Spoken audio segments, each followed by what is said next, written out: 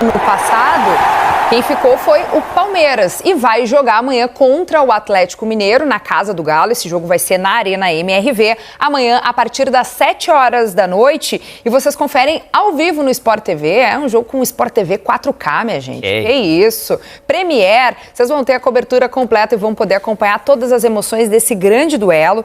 Também o Sampaoli vai com força máxima, assim como o Abel Ferreira. Teve uma declaração do Sampaoli em uma das últimas entrevistas dele.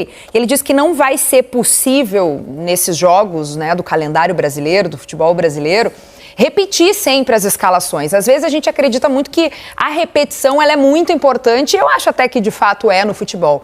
Mas diante de tantas competições, o técnico mesmo já admite que isso não vai ser possível. Mais ainda nesse início de temporada que teve uma preparação tão curta e tão pequena. Então o que a gente tem de provável escalação do Sampaoli para esse jogo? O Everson, a dúvida ali na lateral direita do Preciado ou do Natanael, justamente porque o Preciado saiu com algumas dores, né, no último jogo, no Clássico, ainda no primeiro tempo. Então por isso essa dúvida. Tem o Juan Tressoldi, o Alonso, o Renan Lodge, na esquerda fechando aí a linha defensiva. Alan Franco, Maicon, Vitor Hugo, Bernard, Dudu e Hulk no comando do ataque.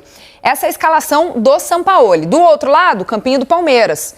Carlos Miguel, Kelvin, Gustavo Gomes, Bruno Fux. A gente já vê que não vai com o Murilo, vai com o Bruno Fux mesmo. Em alguns momentos a gente já viu, em outros momentos até o Bruno Fux era um terceiro elemento ali. Ou um volante, exatamente, às vezes, um volante. E Piquerez, Marlon Freitas, Andréas Pereira, Alan, Maurício, Flaco Lopes e Vitor Roque.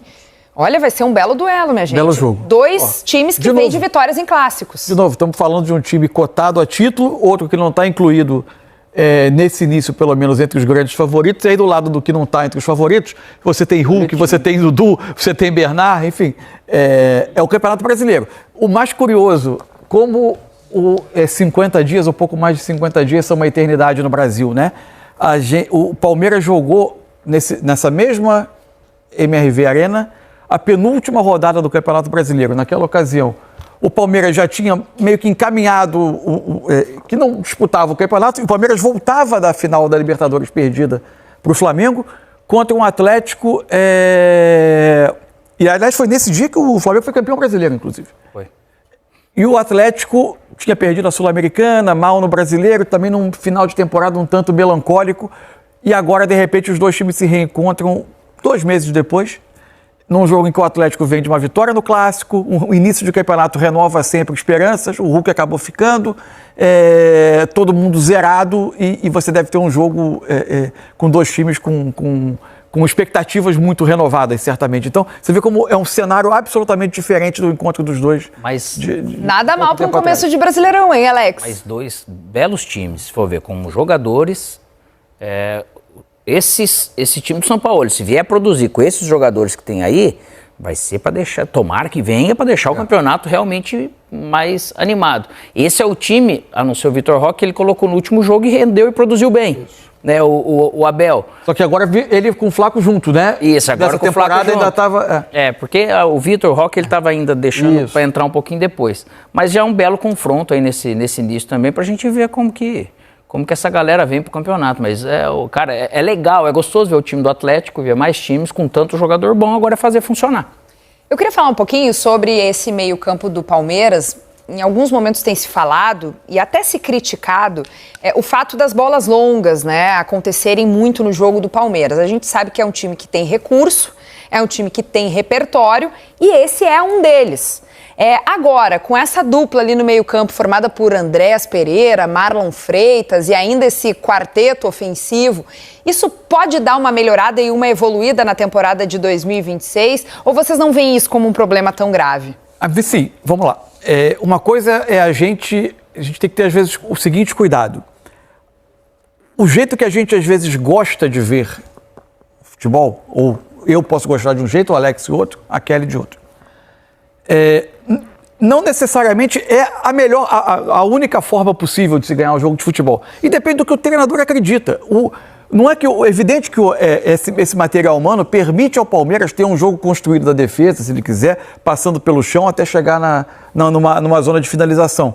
Mas o Abel é um treinador que, embora seus times eventualmente, em momentos, possam ser times que construam jogadas pelo chão, ele acredita mais em um jogo de ataque rápido.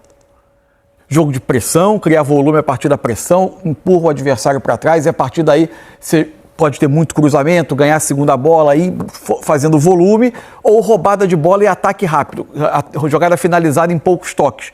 É um jeito que caracterizou o Palmeiras nos últimos tempos.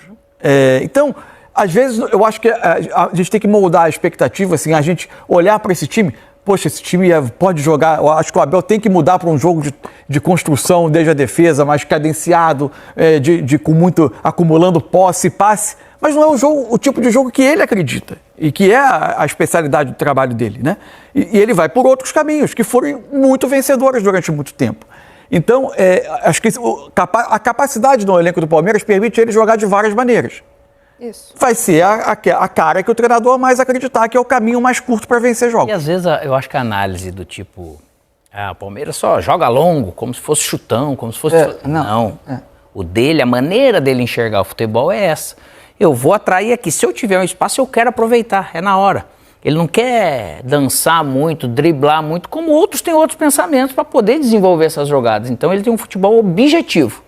Às vezes não é tão bonito ou tão gostoso de assistir como alguns falam, só que tem muitos momentos com os Palmeiras do Abel nesses mais de 5 anos, ele fez com que jogos com goleadas e grandes momentos, em grandes confrontos, ele levando vantagem. Com essa dupla, o pessoal fala assim, ele fica mais frágil. Depende, eu até acho que não. Só que se você já junta o Maurício junto com esses dois, aí você já fala assim, eu preciso ter o domínio maior do jogo.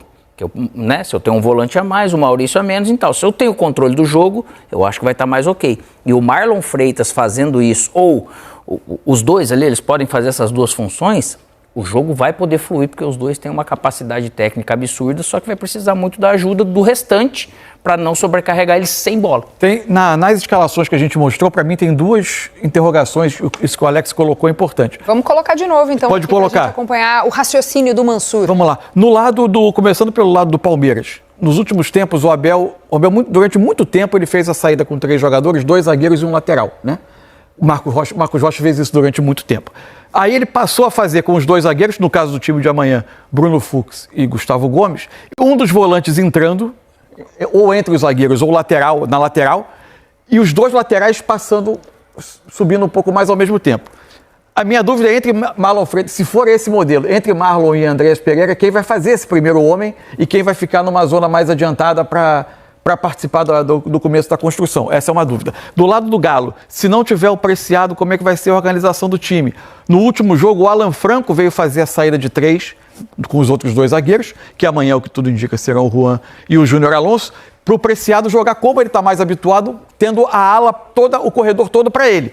O Natanael tem uma característica um pouco diferente e muitas vezes foi utilizado como um terceiro nessa saída. E aí é quem vai alargar o campo pelo lado direito. Se vai ser o próprio Natanael, mantendo esse desenho com o Alan Franco baixando, ou se se o São Paulo vai ter uma outra solução. No Palmeiras, eu acho que o Marlon Freitas vai fazer mais vezes. É possível. Porque a sequência com o Andrés Pereira, velocidade, condução de bola e tudo, eles são até... E no Botafogo, o Gregory baixava e ele ficava mais adiante. De finalização e tudo, acho que o Andrés não passa um pouco mais na frente. Porque no futebol é sempre importante a sequência. Não adianta a Kelly pegar a bola, ela dá pra você e eu não dou sequência. É por aí, então eu preciso disso e aí eu acho que eles se completam. Gente, vamos falar um pouquinho sobre os últimos anos do Abel Ferreira no Campeonato Brasileiro. A gente sabe que é um título um treinador dos mais vencedores da história do Palmeiras. E no Campeonato Brasileiro tem tido bons desempenhos desde que chegou ao clube. Aqui, a sequência do Abel, desde a vinda dele para o Verdão. Em 2020 ficou em 7º lugar no Campeonato Brasileiro. Não fez o Campeonato Brasileiro. Todo. Ele chega no meio, bem lembrado. E ganha a Libertadores. Isso aí. Com 58 pontos. Claro, nosso recorte é só de Brasileirão, tá? 2021, daí já a temporada inteira ficou em 3º lugar, com 66 pontos. E ganhou a Libertadores desse ano. E 2022 conseguiu o título, foi campeão do Brasileirão, com 81 pontos conquistados naquele ano. 2023, campeão também, mais uma vez. 70 pontos ganhos. 2024, segundo lugar, 73 pontos. E 2025 também, segundo lugar, com 76 pontos. É chato, hein? Mas a minha... É chato porque sempre chega lá, né? 76 pontos é o melhor vice-campeão da história. Boa, boa. Agora eu pergunto pra vocês, aquela paz, né, do torcedor com o treinador, aquela lua de mel, vai acontecer somente quando o Palmeiras voltar a ganhar título? Porque a gente sabe que o palmeirense fica na bronca. Se não tem taça, tem reclamação. Tem um custo isso, né? De ser um clube com uma capacidade de investimento tamanha e de tantas conquistas recentes. Agora, o que eu me bato muito, assim, acho que a avaliação da temporada passada do Palmeiras, ela tem sido rígida demais, assim. O Palmeiras passou pela da maior transformação em termos de espinha dorsal de time da era Abel, com mudanças importantes na estrutura da equipe, e ultrapassou, sendo vice-campeão brasileiro e vice da Libertadores, porque, assim, eu acho que quando você chega num nível tão alto de investimento e monta grandes elencos, o seu fracasso é não ser capaz de disputar o título. Se você vai ganhar ou não, se você tem do outro lado um time que também faz um investimento gigantesco, alguém vai ficar sem a taça. Não significa que o outro lado fracassou. O Palmeiras foi vice-campeão dos 2 principais torneios do país contra um timaço que talvez puxe... tem a comparação a história dos 700 milhões investidos naquele ano, mas se você contar, o Flamengo também gastou muito com o seu time, gasta muito com o seu futebol, talvez não tenha sido o que mais gastou naquela temporada, mas são 2 investimentos elevadíssimos dos maiores do Brasil que foram competir no campeonato. O campeonato foi cabeça a cabeça o tempo todo, 38 rodadas, e a diferença ficou em 2 pontos ou 3. Ficou em 3 pontos, né, no final. Mas. De cabeça, 3 pontos, me sopra aqui o pessoal no 3 pontos. 3 pontos em 114 disputados. Ou seja, é muito próximo. Não dá para chamar isso de fracasso. Eu acho que o brasileiro ele é muito exigente nesse sentido. Lógico que o Palmeiras conquistou esse protagonismo. Aí vem esse investimento. Não, tem que ganhar. Normal de você querer ganhar. É normal pensar que o Palmeiras esteve na frente, né, do Flamengo. E nos últimos 6, 7 jogos ele não foi bem. Isso. É normal, vem a frustração por isso. Agora, questionar, é só no Brasil essa questão. Questionar um trabalho desse tempo todo, de um Abel, eu acho que se fosse qualquer outra, às vezes, cultura que a gente fala, mas o brasileiro é assim. Então eu acho que a exigência é demais, eu acho que dá para baixar um pouquinho a guarda nesse sentido, porque, poxa vida, o histórico ali, ele realmente é muito bom. São grandes e quantidades de conquistas importantíssimas nessa história recente. E aí segue, o Palmeiras aquele negócio. Não dá para eu ser tão exigente nesse sentido, ou tão condenativo, porque eu tô brigando contra um Flamengo, que realmente também não é fácil. E o Abel Ferreira, ele tem essa postura muito competitiva, né? Então também alimenta toda essa expectativa, para além de tudo que vocês falaram, no torcedor que vai querer ganhar tudo, vai querer retomar a hegemonia no Campeonato Brasileiro, na Libertadores também, na temporada de 2026. Seria mais frustrante. E todas que puder. Isso, seria muito mais frustrante, aí eu concordaria, se tivesse gastado tudo isso, ele tivesse ficado em 8º. Claro. Exato. Aí é um questionamento incompreensível. Ele conseguiu ainda dar retorno com 12 mudanças ou 15 mudanças no elenco. Por mais que você investiu, é tudo novo. E a Libertadores, ele chegou à final atropelando quase todo mundo. Assim. É impressionante, a campanha foi campanha de 100% na fase de grupos, enfim. Gente, deixa eu trazer uma notícia para você sobre o Rafael Veiga. O América do México enviou uma proposta para o jogador do Palmeiras, uma proposta oficial, a oferta está formalizada, mas essas conversas ainda estão em andamento, há uma busca ali por um denominador comum. O Meia tem contrato com o clube até março de 2027 e coleciona 11 títulos com o Palmeiras. As coisas estão avançando. Vamos ver o que vai acontecer, se é ou não a despedida do Rafael Veiga, que pode ser que esteja de saída para o América do México, depois de muito vencer, depois de muito contribuir com o Palmeiras. Aguardemos cenas dos próximos capítulos, o mercado ainda está super aquecido, a janela de transferências vai até o início de março e a gente está de olho, traz qualquer notícia e novidade aqui para vocês. Caixa registradora ainda está aberta. Ah, exatamente. O pessoal já está louco para pegar ali. E a galera está aqui com